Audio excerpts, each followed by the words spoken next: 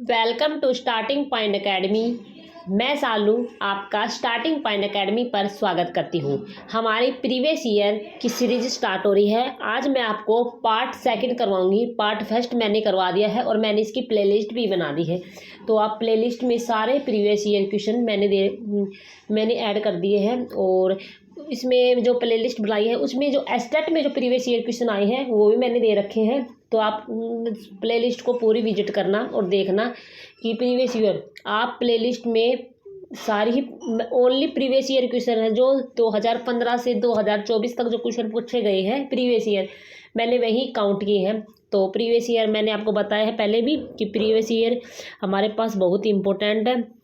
अगर पेपर में 25 question previous year आते हैं तो आपको 18 से 19 क्वेश्चन प्रीवियस ईयर में से मिल जाएंगे। तो प्रीवियस ईयर देखना ना भूले। और तो ठीक है, और वीडियो को लाइक शेयर सब्सक्राइब करना ना भूले, वो भी आप कर ले। आपके प्रीवियस ईयर की सीरीज स्टार्ट हो गई है तो हम करेंगे।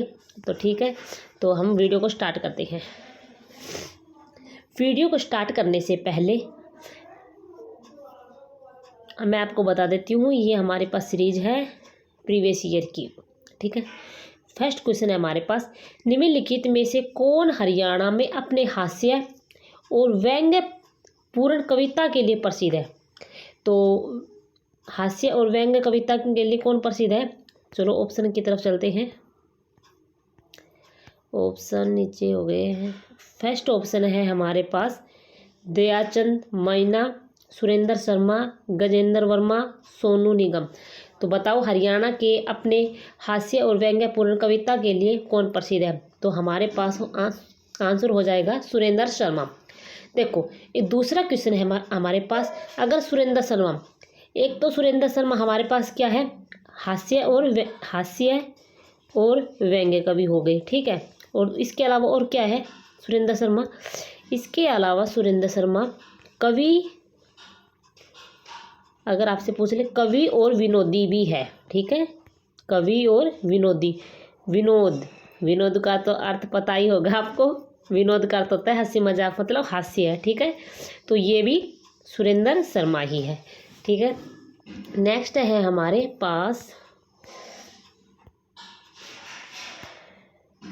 स्वतंत्रता आंदोलन के दौरान अपने रोहतक में उर्दू और हिंदी में हरियाणा तिलक नामक साप्ताहिक पत्रिका प्रकाशित की थी।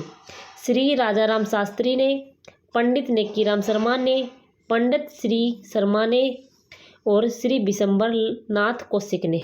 तो देखो मैं आपको ट्रिक से बताती हूँ। हरियाणा तिलक, तो तिलक किसके हुआ था, भगवान श्री राम के। तो हमारे पास आंसर क्या हो गया, पंडित श्री राम। ठीक है, अरे राज तिलक होने वाला था श्री राम का, तो हमारे पास आंसर हो गया पंडित श्री राम। ये हमारे पास ट्रिक हो गई हरियाणा तिलक। ठीक है, नेक्स्ट है हमारे पास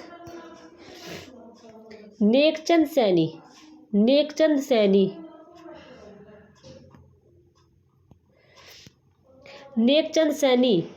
सैनी के साथ जुड़े हैं। तो ऑप्शन है रॉक गार्डन, मूर्तिकला उद्यान, चंद्रावल फिल्म से, सीप का मोती, लाल पसीना। तो आपको बताना है नेकचंद सैनी इनमें से किन के साथ जुड़े हैं। तो देखो नेकचंद सैनी, राइट आंसर हमारे पास होगा रॉक गार्डन। रॉक गार्डन किससे संबंधित है आपको पता, मूर्तिकला उद्यान से। अगर आपसे ऑप्शन में पेपर आ जाए कि रॉक गार्डन किससे संबंधित है तो आप बता देना कि मूर्तिकला उद्यान से संबंधित है। ठीक है, आगे बढ़ते हैं हम। देखो ये क्वेश्चन फिर से आ गया, हरियाणा के एक प्रसिद्ध कवि और विनोदी है। तो आप बता दोगे सुरेंद्र शर्मा है। ठीक है, इसमें तो ज़्यादा डिटेल जानने की जरूरत नहीं है। एक क्वेश्चन में 2-3 क्वेश्चन छुपे होते हैं और हम उनको बस आंसर देख लेते हैं। तो देखो पथराला बांध यमुनानगर नदी पर बनाया गया है। तो बताओ कौन सी नदी बनाया गया है, यमुनानगर खालिस्तान नदी पर बनाया गया है, मारकंड, डांगर, सोम, साहिबी। तो हमारे पास सही आंसर हो जाएगा पथराला बांध सोम नदी पर बनाया गया है। देखो एक क्वेश्चन तो हमारे पास हो गया सोम नदी। ठीक है, एक हमारे पास आ जाए कि पथराला बांध कौन से जिले में स्थित है। पथराला बांध। तो आप क्या बताओगे? देखो ऑप्शन में इसमें ब्रैकेट में दे रखा है कि यमुनानगर, तो इसमें ही एक क्वेश्चन छुपा है, हम ऐसे कहते हमें करवाया हुआ नहीं है। तो देखो आप देखो ना, तो इसमें है पथराला बांध कौन से जिले में है, तो आप बता देना यमुनानगर में है। नेक्स्ट है हमारे पास झज्जर की रहने वाली मनु भाकर एक प्रसिद्ध है। तो मनु भाकर को आजकल कौन नहीं जानता, आपको पता है खेल निशानेबाज है, ठीक है। तो इसमें ज़्यादा डिटेल नहीं, झज्जर की रहने वाली मनु भाकर है और ये खेल निशानेबाज प्रसिद्ध है, ठीक है। जो कि ज़्यादा इम्पोर्टेंट होंगे हम उन्हीं की ही डिटेल करेंगे। भारत में मेहंदी का सबसे बड़ा निर्यातक कौन सा जिला है, तो बताओ रेवाड़ी, गुड़गांव, फरीदाबाद, रोहतक। तो राइट आंसर हमारे पास क्या हो जाएगा, फरीदाबाद है। नेक्स्ट है हमारे पास हरियाणा में खालिस्तान जिले में एक अखिल भारतीय आयुर्विज्ञान संस्थान एम्स की स्थापना की जानी है। तो अब तो स्थापना हो गई होगी शायद, क्योंकि जब ये क्वेश्चन आया था जब की जानी है, ठीक है। तो हमारे पास अब पूछ ले कि हरियाणा में एक नए अखिल भारतीय आयुर्विज्ञान की स्थापना कहाँ स्थित है, तो अब आप क्या बताओगे, रेवाड़ी, मेवात, अंबाला, रोहतक। राइट आंसर हमारे पास होगा रेवाड़ी, ठीक है। नेक्स्ट है हमारे पास हरियाणा में सबसे बड़ा पशु मेला जिला खालिस्तान जिले में स्थित है। झज्जर में, गुरुग्राम में, भिवानी में, सोनीपत में। तो हमारे पास सबसे बड़ा पशु मेला कहाँ लगता है, कौन सी डिस्ट्रिक्ट में लगता है, तो झज्जर में लगता है, ठीक है।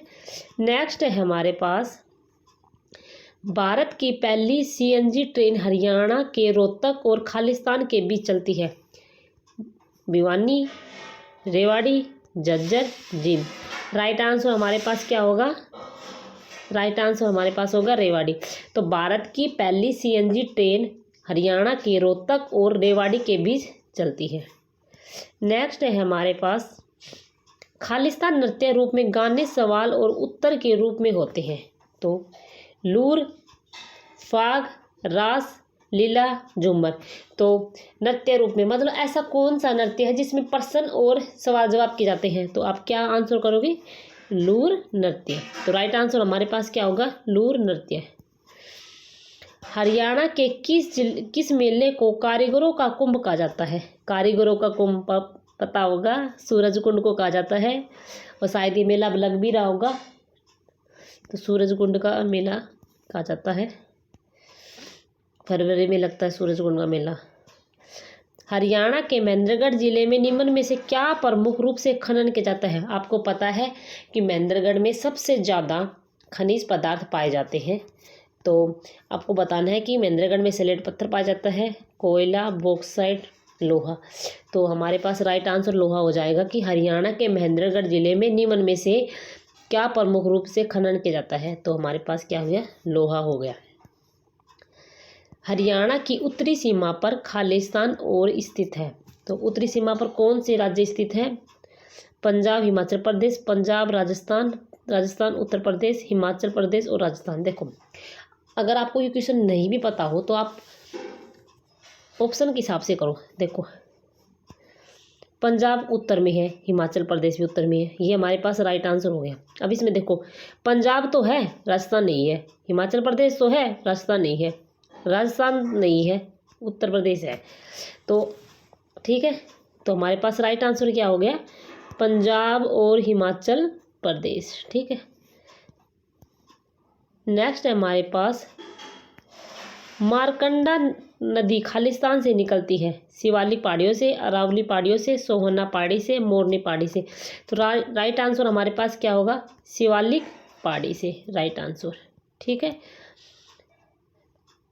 हरियाणा राज्य का निर्माण खालिस्तान के आधार पर पंजाब में से किया गया था। तो हरियाणा राज्य का निर्माण, अरे पंजाब और हरियाणा की बहस ही किस बात पे थी, क्योंकि वो पंजाबी भाषा बोलते थे और हम पढ़ाते भी पंजाबी भाषा थे, और हरियाणा वालों के क्या था कि पंजाबी भाषा समझ में नहीं आती थी, तो विवाद हो गया था कि हमें अलग राज्य चाहिए। तो बताओ किस आधार पर किया गया था, तो आपको पता होगा कि भाषा के आधार पर किया गया था, ठीक है, नॉर्मल क्वेश्चन था। नेक्स्ट है हमारे पास हरियाणा और पंजाब की सीमा को विभाजित और निर्धारित करने के लिए आयोग की स्थापना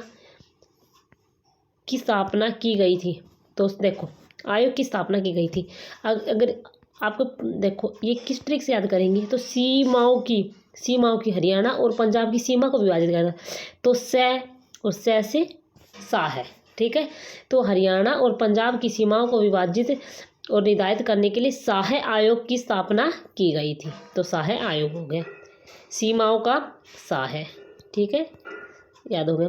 तो हमने 15-20 क्वेश्चन कर लिए हैं। तो आप चैनल को लाइक से सब्सक्राइब करना ना भूलें और ऐसी सीरीज आती रहेगी। तो चैनल को लाइक से सब्सक्राइब कर लो। ओके बाय, धन्यवाद।